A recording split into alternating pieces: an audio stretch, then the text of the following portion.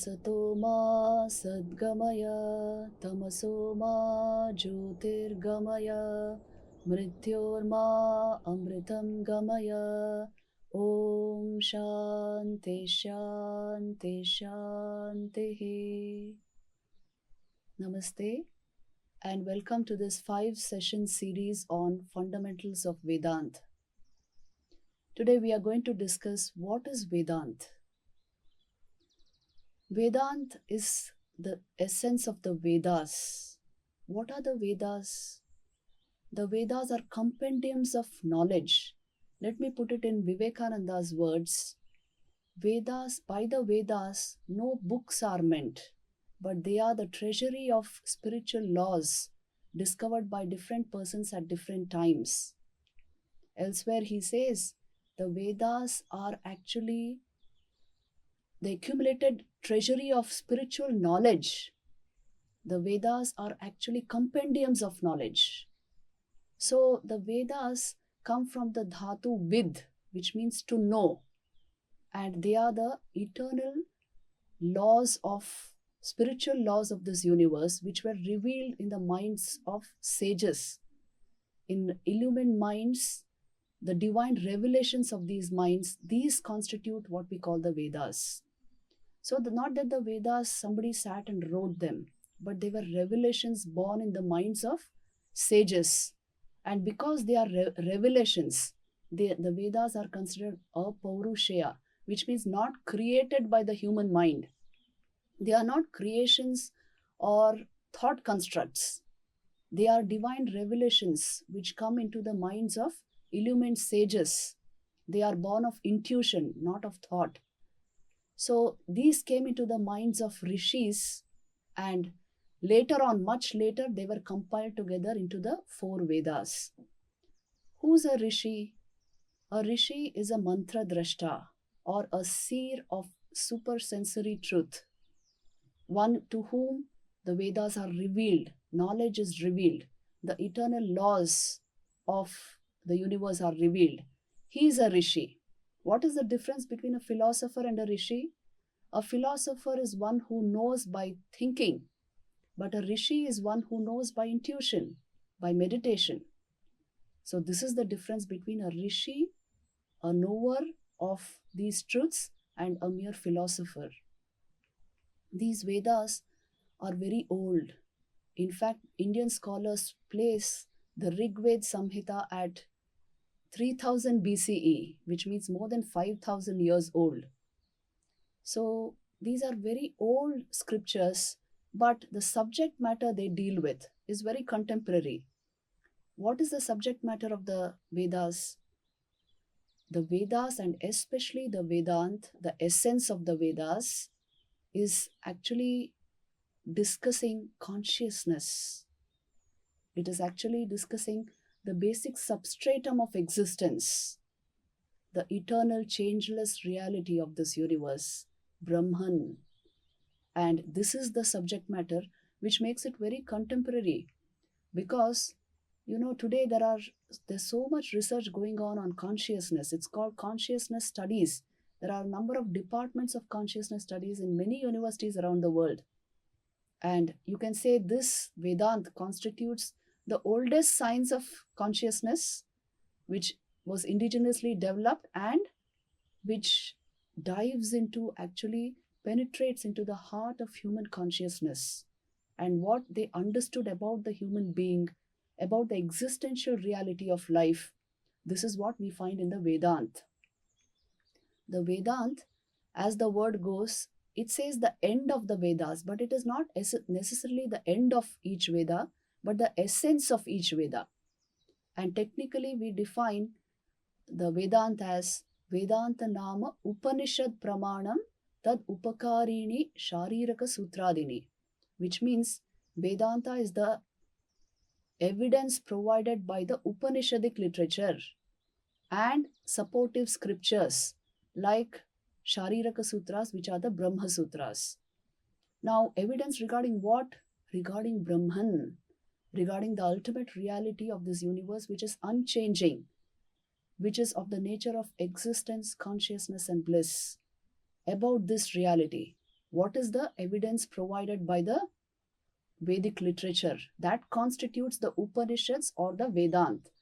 So Vedanta, another name for that is Upanishads. And it actually means sitting close to a teacher and getting this knowledge.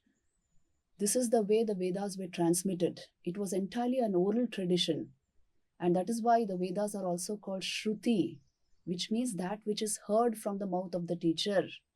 And it was transmitted from guru to disciple, and when he had learnt it to his disciple, thus the knowledge of the Vedas were transmitted. Much later, they were compiled by Vyas into 4 Vedas, which you will be seeing now on a slide. Please see this slide.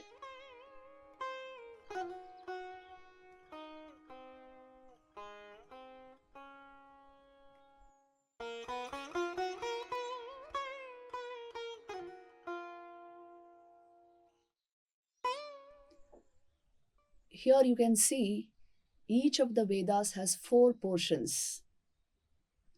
The Samhita portion, the Aranyaka portion, the Brahmana, and the Upanishad. The Samhita constitutes mantras and rituals. The Aranyakas constitute sacrifices and mantras. The Brahmanas are commentaries on the Aranyakas, and the Upanishads constitute the knowledge or the philosophical portion of the Vedas. So the Upanishads are scattered all over the Vedas, throughout the Vedas.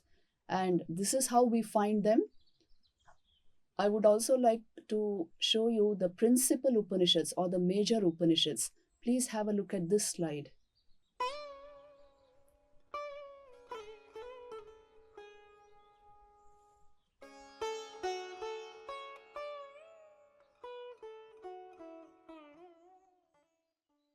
Though the Upanishads are many in number, more than 108 Upanishads we have scattered in the 4 Vedas, the most important or principal Upanishads, also called the major Upanishads, are 10 in number.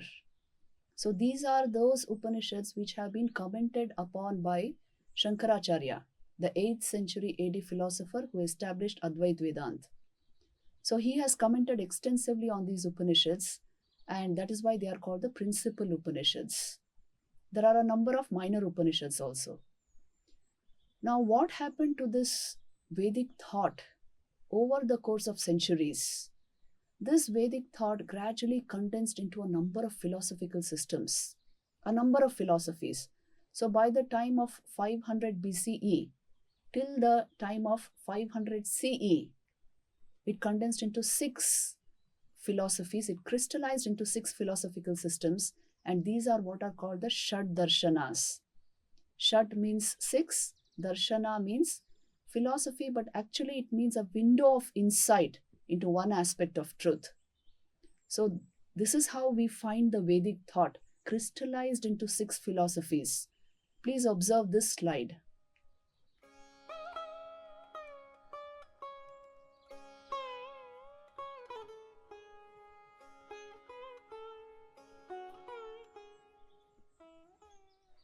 Here you can see the Shad Darshanas, and each darshana has a particular theme.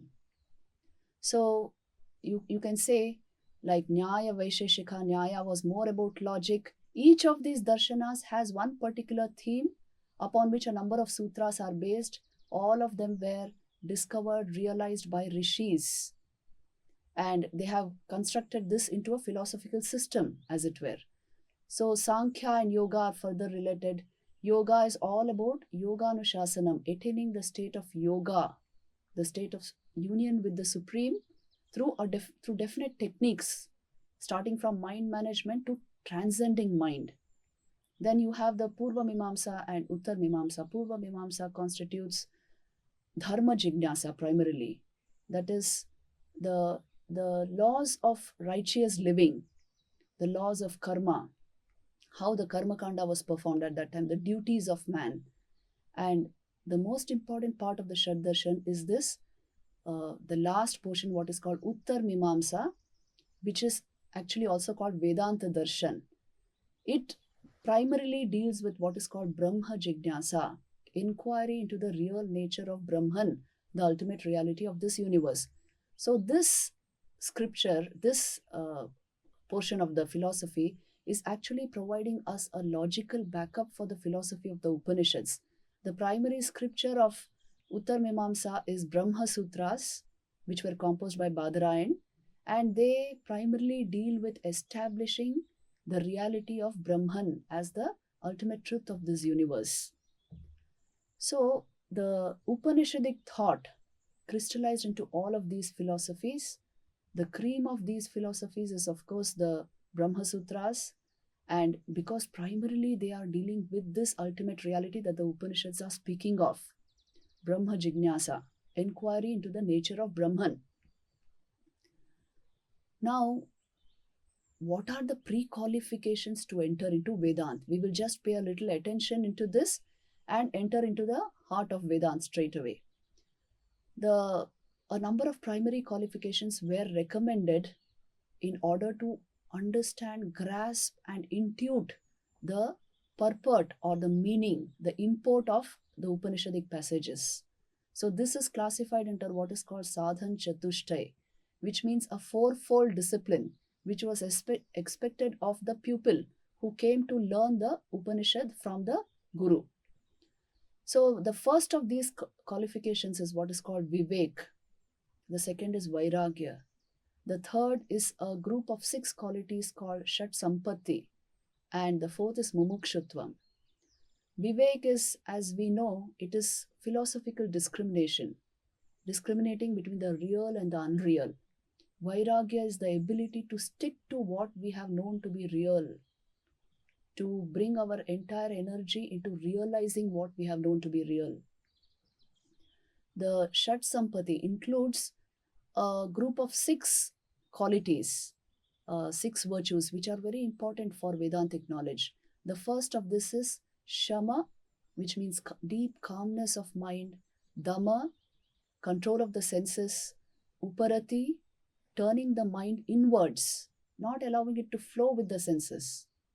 Then Titiksha is great forbearance, ability to bear the dualities of life so that we can give our energies to the penetration into the truths taught by Vedanta, and we don't remain engaged just in the dualities of life.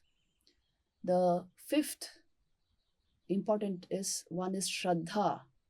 Shraddha is actually a positive, affirmative state of mind. Shankaracharya calls it Astikya Buddhi, which means a positive state of mind where you are able to accept reality as it is. This is Shraddha. And then finally we have what is called Samadhan, which means focus or concentration. So all these qualities are required if we would penetrate into Vedanta. The last Sadhan Chatushtay, the last qualification required is Mumukshutvam, or what is called desire for liberation. This is not just desire for liberation from our conditioned compulsive thought process, but an actual desire to come out of this conditioning, this compulsiveness, and come out of our bondage, our ignorance, and get the real knowledge of the self. So this Mumukshutvam is a precondition for Vedantic knowledge. So all of these constitute the fourfold discipline, Sadhan Chatushtay, which is required for us to dive into Vedanta. Now the common question asked about Vedanta is, how practical is it? It is the most practical thing possible, because what is Vedanta researching into primarily? About the reality of your being. It is a research into the core of your I consciousness, the import of your I sense. How can it not be practical? How can one not be interested in this, is what I would ask. So for this to become a reality, what is usually prescribed in Vedanta is Vedanta Vichar, a kind of analytical technique, actually a series of techniques which turn the mind inward and help us to understand Vedantic truth through analysis, very rationally, very scientifically. So this is called Vedanta Vichar, which we translate as existential inquiry, an inquiry into the very nature of existence. And this anyone can do it at any point of time, anywhere. Because you see, the very nature of Vedic truth, Vedantic truth, is that it is of the nature of a revelation. Truth always is there. If I prepare my mind, it opens up to me. That is all. That is why Vivekananda used the word realization and revelation. It is not an invention or a creation. It is a realization. Realization itself means truth is already there. If I open myself to it, I now find it here, right here. I don't create truth. So, this is the meaning of existential inquiry, an analytical process which will take you into Vedantic truth directly. So, here I would like to give you some of these pointers which we use in existential inquiry, which are scattered in our scriptures, which will show you the reality of the subject matter of the Upanishads. They are trying to tell you that the heart of truth lies in consciousness. In fact, you yourself are that consciousness, embodied, expressing itself through a body-mind complex. So if you ask the question, who am I? Using a particular technique like this, you will go directly into self-knowledge. Let me give you a few pointers here. One important pointer which even now you can feel the reality of it is, see, our sense of I remains unchanged throughout our life. Have you observed this? Although the mind and the body change so much throughout our life, the I sense is continuous, unfluctuating. It is the, you can say, a continuum throughout your existence. But body and mind keep changing. If I showed you a picture of yourself as a baby, perhaps you would not recognize it, but your mother would recognize it. You have changed that much. The body has completely changed, the mind has changed completely, but you are that same baby. The same I sense prevails. You were a baby, then you were a toddler, then a teenager, now a young person, maybe getting on in years, but the same I has persisted, although at every stage body and mind has changed so much. So there is a sense of changelessness about us.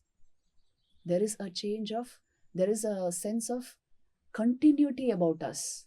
That is why Vedanta says consciousness is a continuum. The states of your mind change. The identification with the body, with the world of objects will keep changing. But you yourself, your true being, is changeless. It is infinite. It is untouched by time, unpunctuated by space. It is ever present. It is infinite in nature. It is consciousness. And primarily, you only feel aware.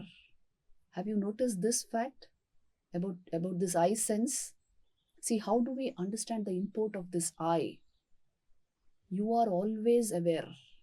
In that awareness, there is a thought process through which you identify with the body and with the world of objects. These may change, but the I sense in you, the awareness, is always a constant, ever present. The rest are intermittent, coming and going through the process of thought. But awareness is fundamental even to the thought process. If you, I can give you the simple example of a selfie. See, when you click a selfie and you are now watching your selfie, what is exactly happening? Who is watching what? Your mind is watching your body. Your intellect is acknowledging your mind watching your body. But this whole process is happening in your awareness. Fundamentally, you are that awareness. And the mind and the body are like tools in your hands through which you perceive this world of objects. So this is what Vedanta is primarily telling you. You are always fundamentally aware. This is everybody's experience, which is so obvious it goes unexplored. You know, recently I was teaching existential inquiry to a class of PG students. And for 1 hour, they heard this Vedanta Vichar. And then one boy stood up and told me, Mataji, what you are telling is so obvious. It is so true. The only problem is nobody told us this so far in this manner. If they had told us this earlier in our childhood, our very perception of ourselves would have changed. And hence our perspective of the world would have changed. So this is what Vedanta Vichar does for you. It changes your concept of yourself. You understand this fundamental fact, which is present even before your conceptualization, that awareness is fundamental even to the thought process. And everything is objective to that awareness. See, now if I suddenly asked you your age, you would have to think to remember your age. You never feel your age. You only feel aware at any given moment of time. But when the thought process comes in, through the thought process, you concoct or conceptualize something and identify with it, like your age, for example. But awareness never ages. That is why your own feeling of yourself is always one of awareness, and only through the thought process you can detect your age. So there are a number of clues like this through which you can know the reality of what this Vedanta is talking about. The self, the Atman within us, the what is called the soul, or the very source of our existence, is eternal, unchanging. It is always a constant. It's a continuum, in fact. And it is the witness of everything. It is self-luminous by itself. Everything else is objective to it. And it is the very source of our conscious experience. This Atman, this pure being, this constitutes the real nature of man. This is what the Vedanta is pointing out towards. That is why you see it is a complete science of consciousness in itself. A number of such clues and pointers are scattered in the Upanishads to introduce you to yourself, to introduce you to your own being. And that is the value of this literature.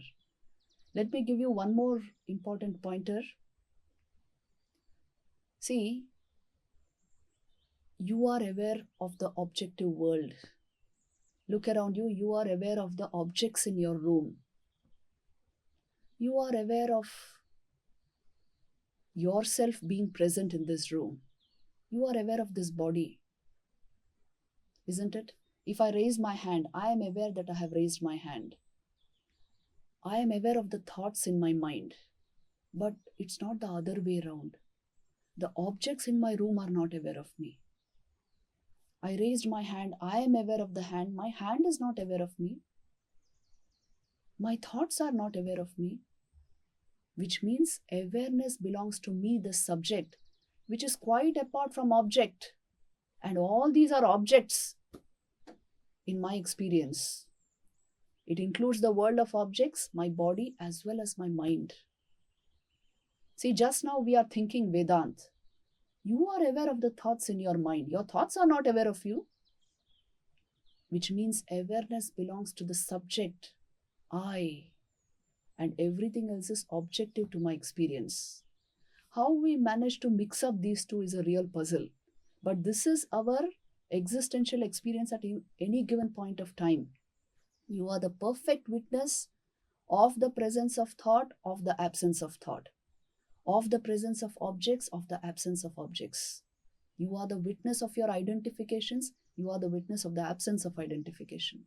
It's your choice what you choose to identify with through your thought process. But awareness is most fundamental, unchanging. It is the substratum behind your thought process. So you see, you are that awareness. It is not that I have an Atman. I am the Atman functioning through a body and mind. I am Brahman. The import of the I is Brahman, pure consciousness. So this is Vedanta. It takes you directly into the heart of reality. Let me give you another pointer. The fact of our memory. Please observe and see. Whenever you remember something, a preceding event is being recollected presently. So there must be a constant factor between the preceding event and the succeeding event, isn't it? There must be a common factor. Otherwise, how do you know that is your memory? So this has been pointed out in the Brahma Sutras. The fact of memory itself shows the immutability of the cognizer. You were present between both these events. That is why you have memory of an event. So this shows the continuity of your being. You are never absent as awareness. You are always the witness of everything. But you tend to identify with the thought process, and that creates a whole lot of confusion in the mind as to the nature of reality. But in your own experience, always you are apart from the body-mind complex. You are the witness consciousness, the self. Let me give you one more pointer. See, we have a body which functions in parts. All of our vital organs, they are functioning independent of our will and functioning like a machine by themselves, isn't it? Does our heart take our permission to beat? Or the liver or the lungs, are they functioning with our permission? No. The Creator made the vital organs independent and not under our will, not subservient to our will. Knowing how we are, He kept them independent completely. So, like an instrument, it is going on. And we have no actual control over it. But still we think, although it's all functioning in parts, a human being actually lives in parts and dies in degrees. But we have this tendency to think, I am one composite whole. Because the fact is, you are a composite whole in awareness. Your awareness is a whole something. The rest of you, your body, your thoughts, the vital organs in your system, the different faculties of the mind, they all function in parts.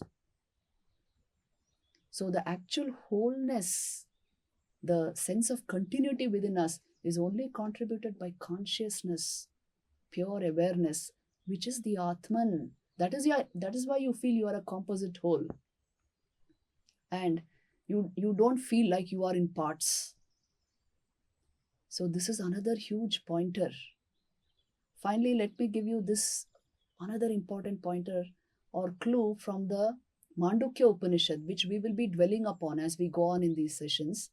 But here in this Mandukya Upanishad, in a very masterly way, they are using data which is available to us in our everyday experience and coming to the arriving at the truth of the Atman. How they do this is, they analyze the three states of everyday experience: Jagrat, Swapna and Sushupti. The waking state, the dream state and the deep sleep state. Now the waking state, this is the state when our senses are fully active, the mind also is fully active. Both of them are blooming, as it were.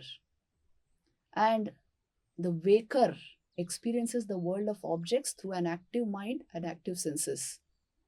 In the next state, which is called the dream state, when you get tired, you fall asleep, and then you go into a dream state. Please see this. The senses are inactive, but the mind is active, the subconscious mind, and it spins up a whole world which we totally believe in. Until you get up from your dream, you do not doubt it is a dream. You feel it is reality. And what a reality you spin for yourself. You see, it is you yourself who's doing it. And you are part of that reality. You are very much there. And you don't doubt it. Now this dreamer, Taijasa, he is called. He lights up his own dream, isn't it? What is the light with which you see the dream? It is the light of awareness. And you completely believe that to be like a waking state. You are completely involved in the dream which you have spun. So this is the second state. You are also able to tell about the dream once you get up. The third state, which is called Sushupti, is even more interesting. You see, this is a state where the senses have shut down, deep sleep state. The senses are shut down, the mind is also shut down. And yet you have had an experience in this dream, which is the common universal experience of humankind. What is it? We all say, I slept happily like a log and I did not know anything. Sukhamaham asvapsam na kinchid vedisham. the Upanishad says, which means I slept happily, restfully, and I did not know anything in this state. Now, who knew that he did not know? Who was present to detect the absence of objective experience? So the Upanishad says this is actually an experience of absence of objects. It is not an absence of experience. You were present, and that is why you know that you didn't experience anything objectively. So you see, you are able to say something even when the mind is shut down, which means awareness ever persists. You can catch this not merely as an inference, but with a little amount of training. This can be actually caught in the deep sleep state even. The fact of your awareness is never absent. And that is why you are able to say something about all the three states. So an invariable, as it were, has passed through three variables. The three states are variables, Jagrat, Swapna and Sushupti. But the Atman there is the invariable, the self, the unchanging witness of all the three states. Or rather you can say the three states passed over the Atman. So this is the underlying reality of consciousness, which we miss out because of the overactivity of our minds. We miss out the fact of the self. In all these techniques, in all these ways, the Upanishad is trying to bring us back into the original state of our being, to show us this is what you actually are. And the body and mind are the instruments you use. You are not the body and mind, they are the instruments you use. You are essentially the self, the Atman. So you see, what a marvelous way of coming back to our original state of reality. This is provided by the Vedanta. That is why this is such precious literature. And practically, if you ask me, the Vedanta itself is a source of great freedom, strength and happiness.